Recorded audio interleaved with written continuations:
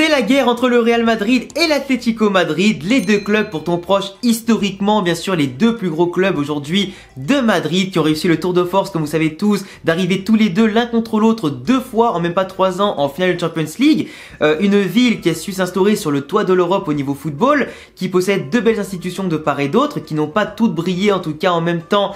historiquement, mais surtout aujourd'hui 2 clubs qui se détestent de plus en plus, qui commencent de plus en plus à mettre fin à leur pacte de non-agression comme celui-ci qui était en tout cas prôné depuis maintenant plus de 10 ans par les 2 clubs pour ne pas signer des joueurs de part et d'autre, pour ne pas attaquer l'autre club en tout cas, pour avoir une sorte de solidarité entre clubs de Madrid. Mais aujourd'hui, les relations entre les clubs et les présidents, c'est plus ce que c'était. Depuis quelques temps, il se tramerait un petit peu en coulisses que l'Atlético Madrid enchaînerait les coups de pute, et on va dire ça comme ça, envers le Real Madrid.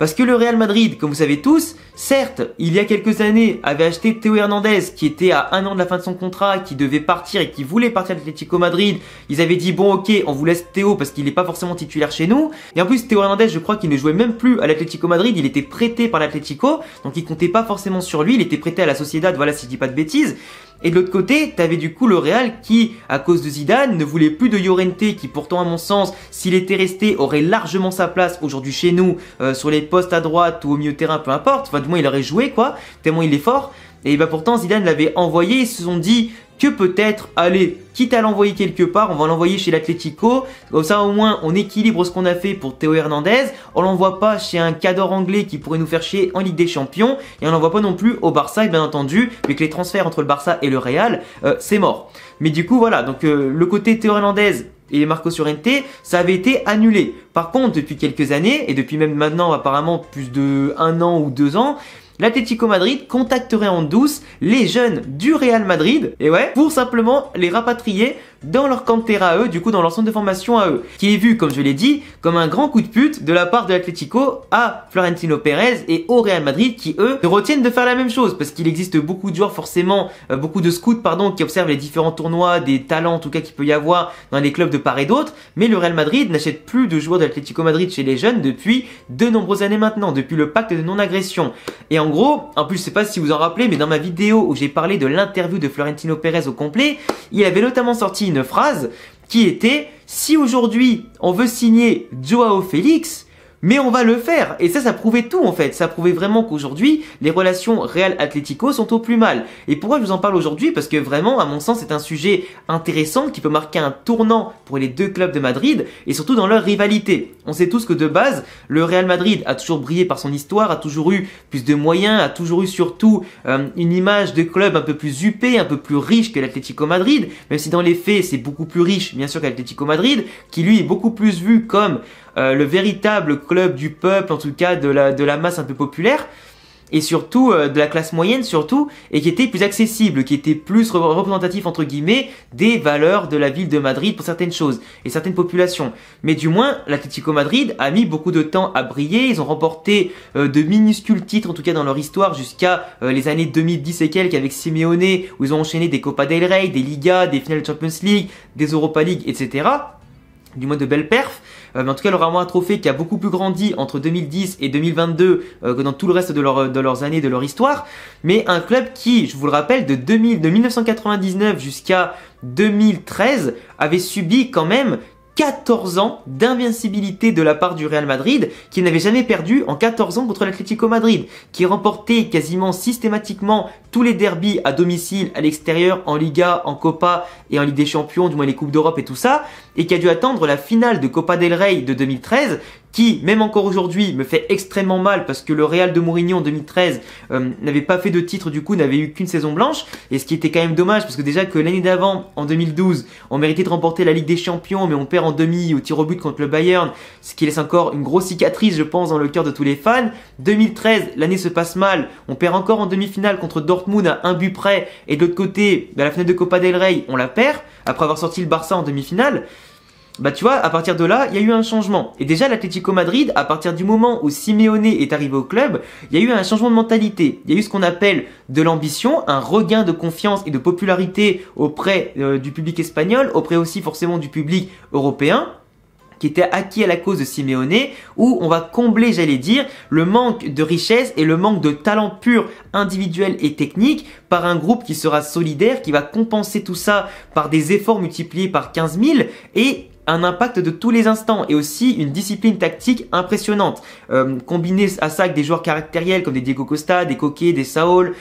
pour ne citer que, bien sûr, après tous les gros biscards qu'il y avait à l'époque, sur les différentes années entre 2010 et 2022. Mais pour moi, les relations Real-Atlético, de base, elles ont toujours été assez saines, où le Real Madrid, malheureusement à l'époque, on va pas se mentir, prenait souvent des excellents joueurs du côté de l'Atlético Madrid. Il y avait notamment à l'époque une approche faite à Fernando Torres qui devait venir au Real Madrid, mais finalement rien n'a été fait parce que Fernando Torres ne voulait pas bouger à Madrid, parce qu'il aime pas forcément le Real Madrid. Donc du coup, il était resté à l'Atlético, il avait brillé, il était devenu capitaine assez jeune avant de partir à Liverpool. Donc tu vois, il y a quand même eu des situations un peu comme ça. Mais après, il y a eu beaucoup de joueurs qui sont passés du Real à l'Atlético et inversement. Il y a plein d'exemples. Mais tu vois, à l'époque, c'était vu comme normal parce que l'Atlético Madrid était malheureusement vu par le Real et comme pour peut-être d'autres clubs comme le Barça, comme un tremplin et vraiment le tremplin idéal entre les moyens clubs de Liga et les bons clubs de Liga. Et du coup, tu avais Atlético qui était en plein milieu, qui naviguait un petit peu de part et d'autre dans le classement, qui naviguait un petit peu historiquement entre le bas et le haut du classement, et qui permettait vraiment, via l'UEFA ou simplement les affrontements et un bel effectif contre les gros clubs, de former les petites pépites qui après derrière pouvaient partir dans les gros clubs en Espagne ou à l'étranger. Et c'est vraiment à partir de 2010 et quelques que l'Atlético Madrid a su prendre confiance en eux, a boosté leur budget au niveau marketing parce qu'ils allaient loin dans les compétitions. Du coup, certains joueurs acceptaient de venir, certains grands joueurs acceptent de venir. Derrière, t'as les sponsors qui viennent parce qu'ils aiment l'image que l'Atlético Madrid véhiculait, même si globalement, footballistiquement, à certaines périodes, c'était un peu le néant et vraiment digne du bus de Chelsea ou de l'Inter Milan. Mais en tout cas, l'Atlético Madrid qui a su par son caractère s'imposer auprès des médias, des institutions et qui a su montrer une image de marque qui était différente des autres clubs, qui était vu comme le club parfait peut-être pour lutter, comme je le disais, contre la richesse, contre le football bâti à coût de centaines de millions d'euros. Et l'Atlético Madrid, forcément, a su passer des paliers importants et aujourd'hui s'installer dans les favoris en Espagne chaque année pour remporter la Liga, qui a su battre le Barça et le Real, ce qui n'est quand même pas rien au vu de leur surpuissance et de leur avance. À l'époque, il y avait quand même des Cristiano, des Messi, etc. Et même l'année dernière, en tout cas, il y avait encore Messi au Barça, il n'y avait pas Ronaldo au Real, certes, mais en tout cas, l'Atlético nous est passé devant grâce à Luis Suarez et consorts. Mais voilà, t'as quand même une équipe, un club qui s'est construit petit à petit, plus lentement que les mastodontes de Liga, mais qui a su faire son trou petit à petit, trouver une vitesse de croisière intéressante et qui montre aujourd'hui un véritable modèle de gestion, un véritable modèle sportif et qui montre aussi un véritable modèle capable de grandir, de lutter dans un contexte aussi malheureusement de crise financière, de crise Covid-19 et pourtant un football aussi où l'inégalité a jamais été aussi profonde qu'aujourd'hui en termes d'effectifs, en termes de salaire, de revenus et tout ce que tu veux. Et l'Atlético Madrid, on peut quand même les applaudir pour ça, pour tout ce qu'ils ont construit, grâce à Simeone, grâce au président de l'Atlético, grâce aux joueurs aussi qui ont brillé, autant les jeunes formés au club que ceux qui ont porté leur pierre à l'édifice pour lutter contre les plus grands clubs et aussi avoir des objectifs comme n'importe quel club qui se veut ambitieux aujourd'hui en 2022. Mais du coup, ce qui remet un peu les cartes sur la table, c'est qu'à l'époque, du coup, le pacte de non-agression entre le Real et l'Atlético Madrid, empêchait l'Atlético de se faire dépouiller. Déjà, le fait qu'ils aient reçu du Barça des Luis Suarez, des Griezmann, qu'ils avaient reçu à l'époque des David Villa, etc., ça les avait quand même bien aidés. Là, aujourd'hui, on sent que si des joueurs du Real Madrid sont frustrés de leur situation, ils pourraient pourquoi pas aller à l'Atlético Madrid, mais inversement, le jour où l'Atlético Madrid aura de belles pépites, il se peut que le Real va mettre le grappin dessus. Et du coup là, à ce moment-là, il se peut qu'à terme, on arrive à avoir pas une situation non plus à la Bayern et le Dortmund où le Bayern va pomper les joueurs de Dortmund pour les ramener chez eux, va mettre le grappin dessus. Du coup, on pourrait avoir, historiquement, dans des dizaines d'années, peut-être des scénarios équivalents. Et moi, personnellement, je trouvais ça dommage. J'aimais bien le contexte où le Real et Atlético Madrid sont les deux plus gros clubs de Madrid, deux des trois plus gros clubs d'Espagne, du coup, on touche pas aux voisins. Et à mon sens, c'était la chose la plus logique. Ou à la limite, si on t'en prend un, on t'en envoie un autre. En tout cas, c'est un petit peu dommage aujourd'hui de voir quand même les deux gros clubs de la ville qui commencent à se tirer les balles dans le pied et surtout à détruire leur relation qui était pourtant Pas certes toute rose non plus, faut pas déconner parce que là-haut on sait pas du tout ce qui se passe, mais c'est clair que c'était quand même déjà un peu plus viable économiquement, footballistiquement et pour la qualité sportive du championnat. Aussi l'Atlético qui a pris beaucoup de confiance en eux pour lutter en bombant le torse contre le Real, parce qu'à l'époque ils faisaient profil bas pendant plus de 15, 20 ou 30 ans, forcément ça change la donne, ça change la balance. Du coup savoir que Pérez il serait prêt à acheter Joao Félix si celui-ci en a vraiment ras le cul de l'Atlético Madrid, de ne pas vraiment réussir là-bas à cause du jeu de Simeone qui lui correspond pas,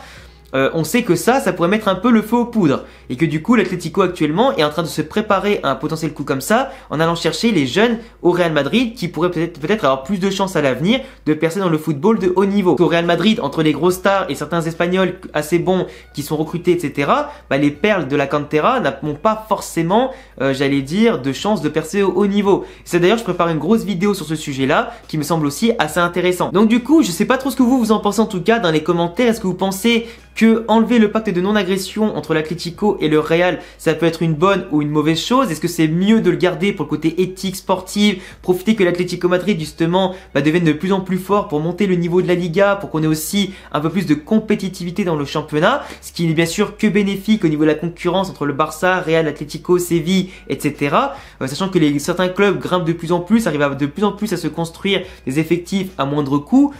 Du coup, est-ce que cette guéguerre peut être intéressante ou pas? À vous de me le dire dans les commentaires. J'attends en tout cas tous vos avis là-dessus. Et si vous pensez aussi que le Real devrait un jour, pourquoi pas, sauter sur l'occasion d'aller acheter un Joao Félix ou n'importe quelle pépite de l'Atlético Madrid. Parce que du coup, s'il n'y a plus de pacte, autant se servir chez l'ennemi et se mettre bien. Donc voilà, c'était un petit sujet sur la rivalité Real Madrid-Atlético Madrid. Je pense que ça sort un petit peu de ce que je fais d'habitude, mais une analyse à mon sens à cœur ouvert ou simplement analyse à chaud qui peut être plutôt cool. Si jamais ce genre de sujet et de vidéo vous plaît, n'hésitez pas à me le dire en commentaire. J'en referai d'autres sur la Liga en général et différents clubs. Et puis voilà, passez en tout cas une excellente journée, abonnez-vous, cochez la cloche, le petit pouce bleu, tous mes réseaux s'affichent ici et en description, et à bientôt les amis pour prochaine vidéo. Ciao!